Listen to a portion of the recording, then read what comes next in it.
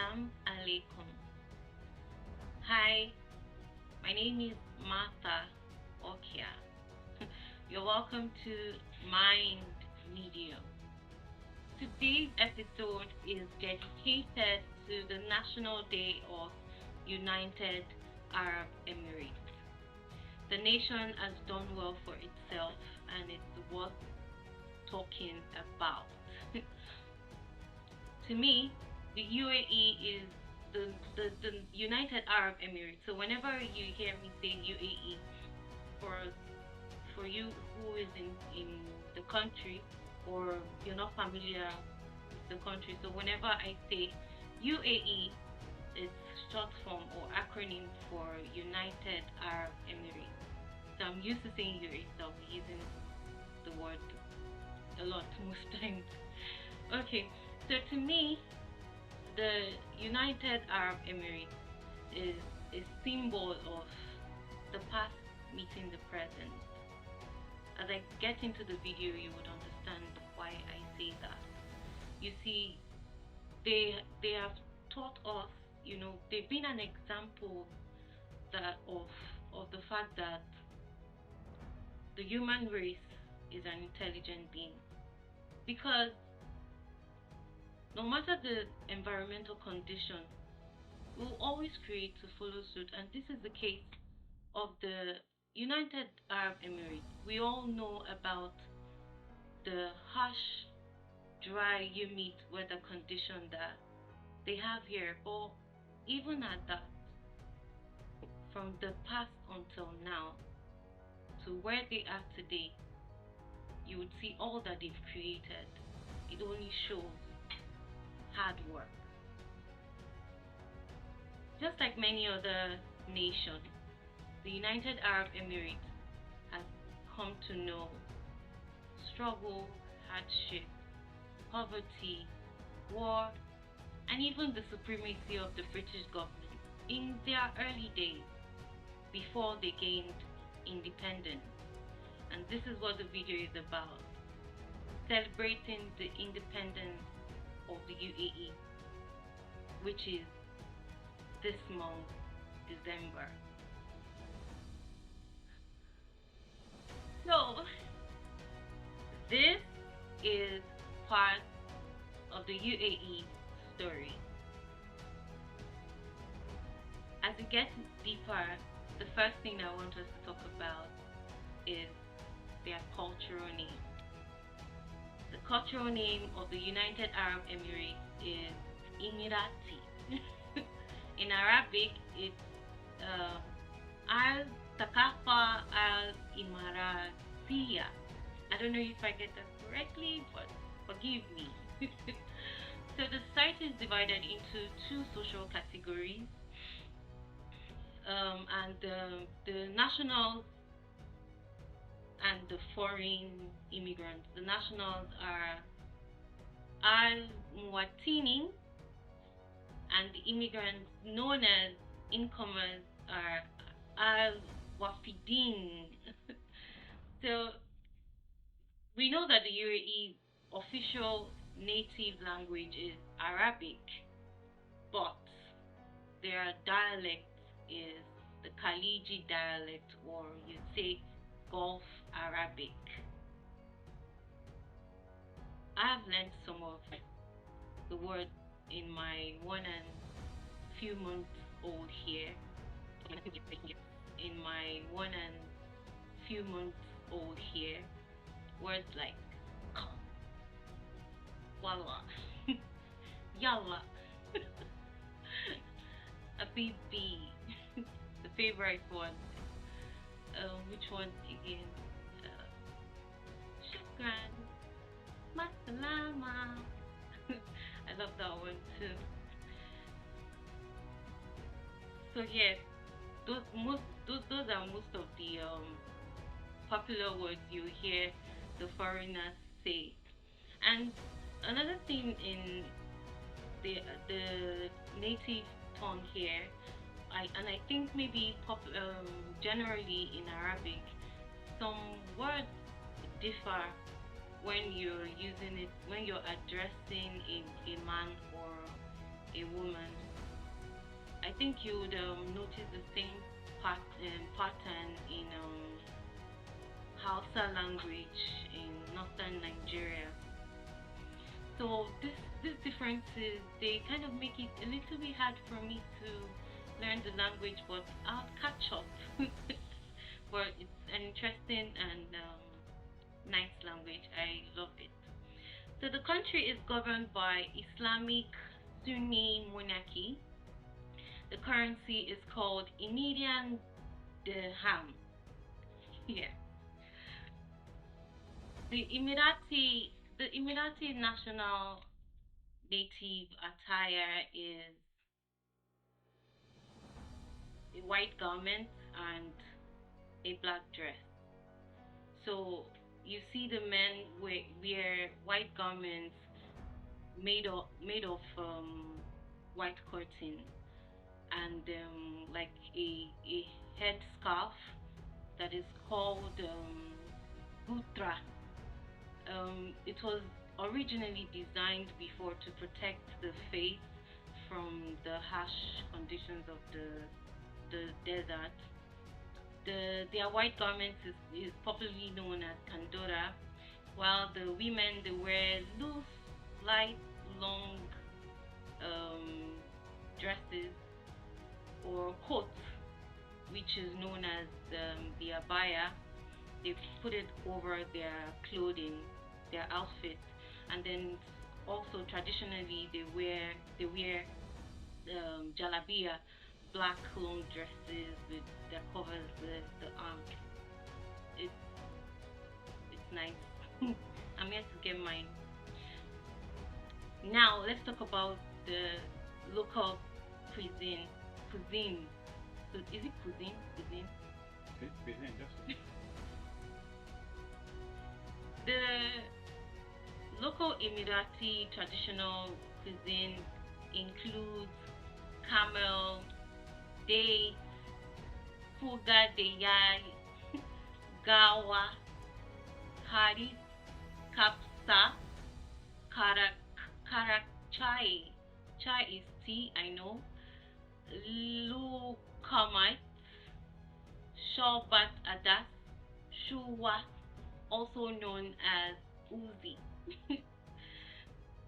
For their beliefs and customs, the Emirati holds hospitality strongly. Hospitality is key to them. Many of them believe that their religious beliefs go hand in hand with honoring their guests. So, if you go visit them, they're kind. If you know they're welcoming normally, generally as a people, they're welcoming, they're peaceful, they mind their business, they're reserved, you know, they're kind, they're fun, you know. They and also they hold modesty in high regard. I'm sure you know that already.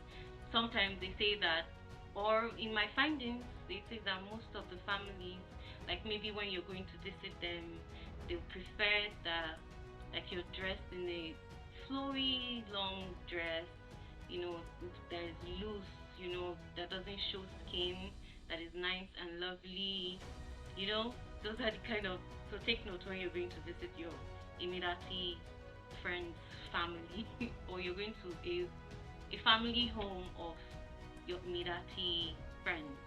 So when they're greeting, when the people here are greeting, they for the men as they quickly shake hands, they quickly like touch their nose to nose, nose to nose. I don't. Then also the kiss on the cheek.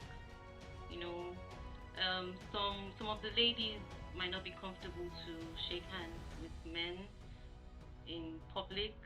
Some do, some don't.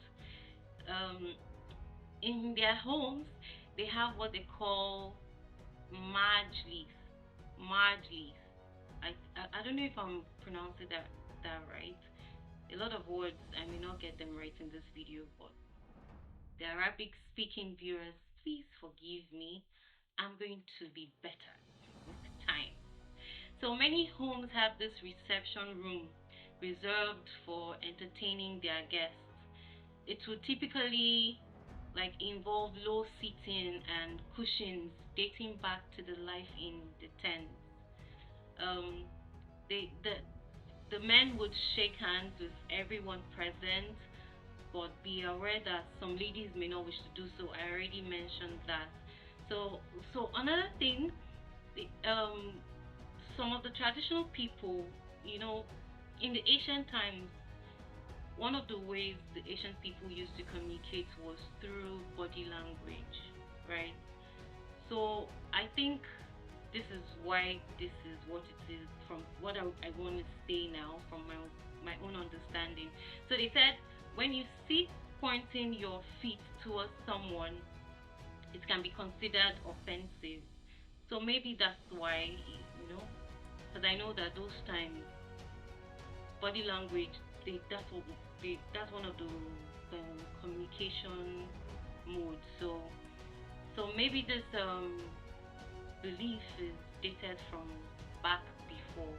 So that could be the reason. I am not sure. It's just a speculation, you know. So just in case you're like, that's weird. So how would I? Why should that be offensive? You know. Today we communicate specifically only through verbal. So you never know. The tradition people still dates back from way before, so we never know the reasons. But that's one tip for you to hold whenever you're going to visit a traditional family in the United Arab Emirates. So during dinner, evening meals would be served on a huge round platter, and be ready to use your hands to dig it. Don't make a face. We all use hands to eat, and before the cutlery, what were we doing? We're using our beautiful hands.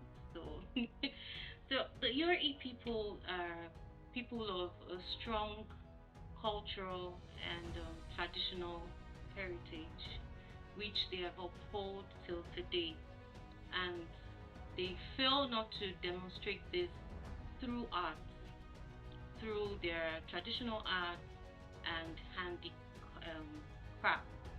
You know, Sharjah, which is one of the Emirates that made up the United Arab Emirates, they are the ones known for the, I would say, the art state. If you visit the state, there's a lot of different means of them showing the art of the UAE, the history, the heritage. I've been there just once, and I even saw a building that was built in the shape of a pyramid, which was so lovely. And I can't wait to visit the museums, the art, the ancient market, where they still retain just for the purpose of people remembering who they are. Because this is why I love culture, I love history, I love tradition, because without knowing these things, you wouldn't know the present. And one of the ways to know your friend, or the country you're living in, if you want to know them more, you want to understand better who they are today, you cannot skip the history of the people. So one of the ways to know more about a person is always to visit the past. And this video has made me to see deeply a lot about the nation United Arab Emirates, and it's so warm. And seriously, I cannot wait to experience more. I'm sure I'm going to make videos in future when I visit the museums, the galleries, the libraries, anything I visit to just make me enjoy the place. One of the ways they demonstrate their heritage is through writing, calligraphy. That's the Arabic alphabet, which is mostly used across the globe. Probably the second. They use it in decorative writing known as cut, which comes from the word line, design, or construction. Henna is one of the ways they show their art. They decorate on their body, mostly by the new bride. They have this henna decorations on their body. Some of them believe that it's a symbol to bring fortune into their marriage. That's interesting. When it comes to perfume, they also show their intelligence and artistic heritage in perfumery. We all know that one of the leading scents are oriental. They are from the Arab world. And today, different perfume brands from all over the world have initiated the the Arab scent, the Arab aromas into their notes today to make it what it is today. And one of the selling scents are from the Arab nation. So when it comes to pottery, people have been working with clay since the third millennium century BCE. Decorative vases, incense, containers, and earthen pots used for cooling water. They make all these things traditionally. They even make boats. They still have places in one of the states that they still make boats. They're still so traditional. That's why I said they're like a symbol of past meeting present. Old and new existing in one, which I really appreciate. The their When it comes to their celebrations and festivities, they they love to dance. They have traditional dances that they used to tell their story, their ancient story. They love poetry. Even the rulers of these states, most of them are involved in poetry as well.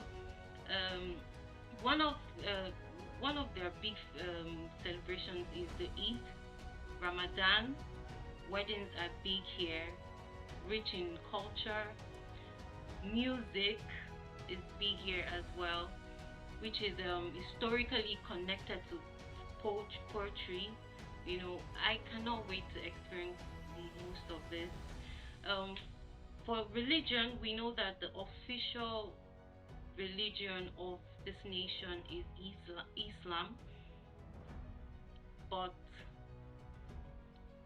the nation has a tolerance for any other kind of faith. And over 200 nationalities are living here with different kinds of belief system, and everyone is living in peace. Over 40 churches are here, Buddhist temples, Hindu temple or Hindi temple, Suk, or I think is what is pronounced, but different kinds of faiths are here. Temples are built for different people, everyone living in peace in this place, even if Islam is the only or official or the religion of the nation. I find that really interesting. And another thing, even in the place of worship, like it's quiet. You don't really even feel it. You don't hear sounds from the mosque. You don't. It's not disturbing. Everything is just done in order. Like you don't see. That's what I'm trying to say is that there's respect for each other. You know, that's what I mean. It's beautiful. So before the discovery of petroleum, you may wonder what was the economy state of the United Arab Emirates? What did they survive on? Was it just a desert and with nothing going on? No, that wasn't the case. according to archaeological research findings, it was known, or it is known, that the United Arab Emirates had artistic stone structures that are older than the pyramids. That's showing you that they were building, the towns, like they were artistic even in their early days. They had a history of animals just like the ones you see in Africa. They had natural waters, deep sea. They fished. Most of their cuisine was fish, vegetables, and small farming, not so much. But they had sea. The tuna fish was also I think exported here, and tuna is only found in the deep end of the sea. So you can imagine that. um, so they had loads of oyster, and they made beads out from the shells of this oysters. Even from the sea, they found pearls, which they exported. They made pearls from the sea. The pearling industry began about 900,000 years ago, after the Second World War. From the paintings, even from the paintings in the Roman art, you could see the Arab pearls have traveled far and wide. We know that the pearls are a luxury item, harvested and exported to the Europe, to even the great empires of Mesopotamia. They even exported copper.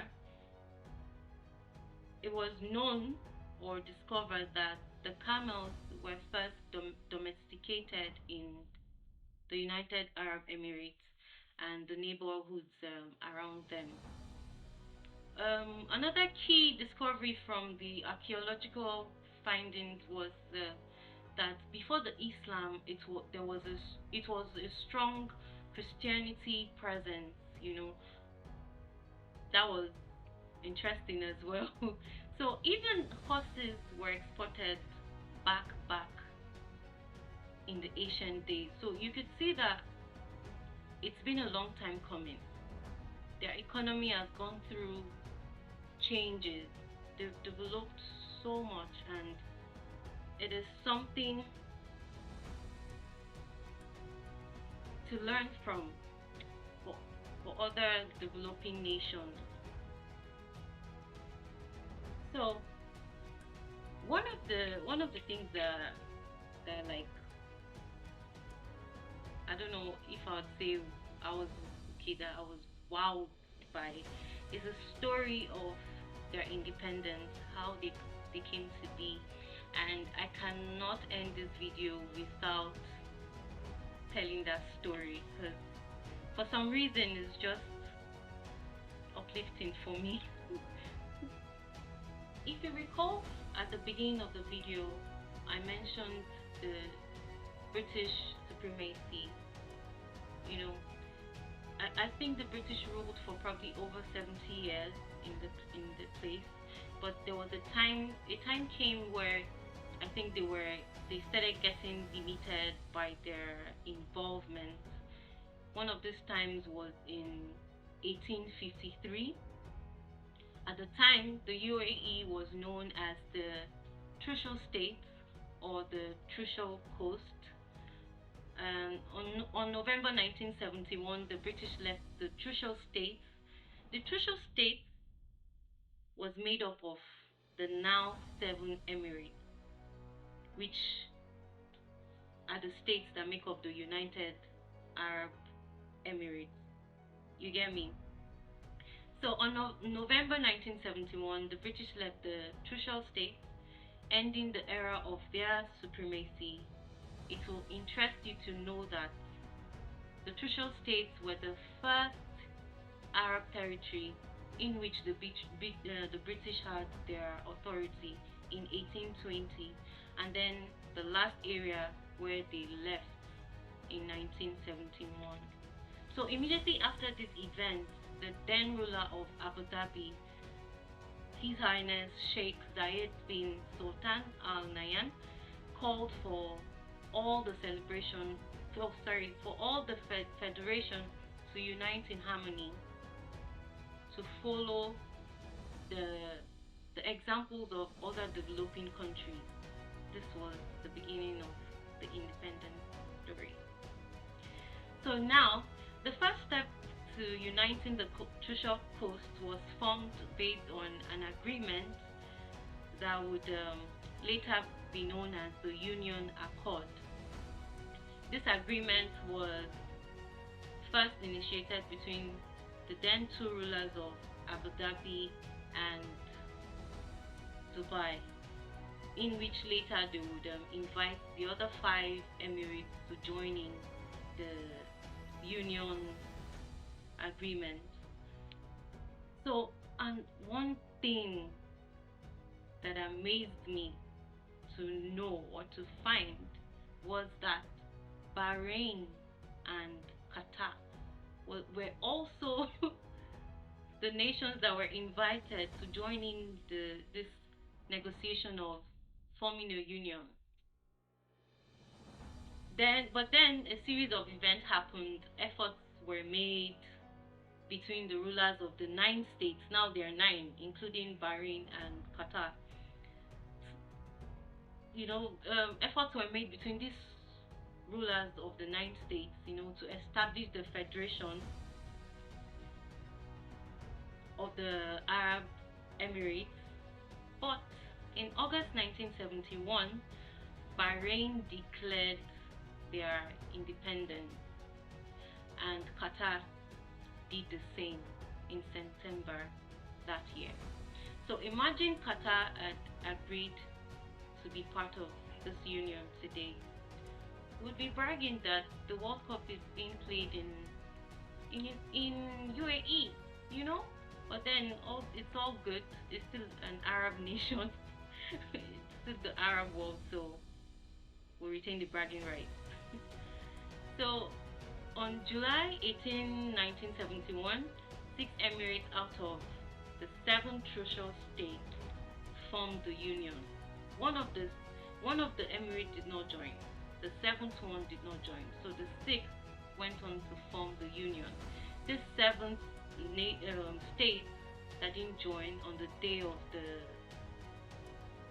creation of the union was Ras Al Khaimah. That's one of the Emirates in United Arab Emirates. So they didn't join for some reason, So the independence of the UAE, being a part of the Arab world, was announced without the 7th. So it was just 6. So then the ruler of Abu Dhabi was now elected to be the president of the United Arab Emirates, while the ruler of Dubai was elected to be vice president, in which they will start serving on the 2nd of 1971, which is the date of the UAE's formal union. So they had 5 years to serve. So in 1972, the last Trucial state, which is the 7th Emirate that didn't join, Ras Al Khaimah, decided to now join, which now made it the 7 Emirates complete in the federation. So this newly found complete federal state became officially known as Dalat al-Emirates al-Arabiya al-Mutahida, or the United Arab Emirates. Today, the UAE is one of the most stable countries in recent history, and it is leading in the fields of economy, social stability, and security. It is important that we note the factors that helped the establishment of this federation so that we can learn from it. These factors are a common language, a common religion, similar customs and traditions, complementing topography, similar resources, shared interest and aspirations, you know.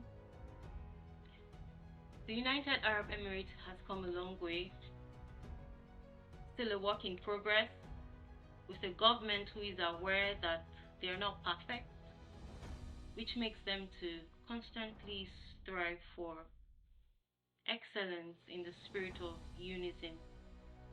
In that light, let the UAE teach us that the future is now and impossible is nothing. So, to the people of the United Arab Emirates and my fellow residents, happy National Day. Cheers to 51. We've come to the end of this video. If you enjoyed it, subscribe for more videos like this. A lot of interesting videos will be coming up. If you haven't seen other of my videos, I would recommend you go check out more of my videos.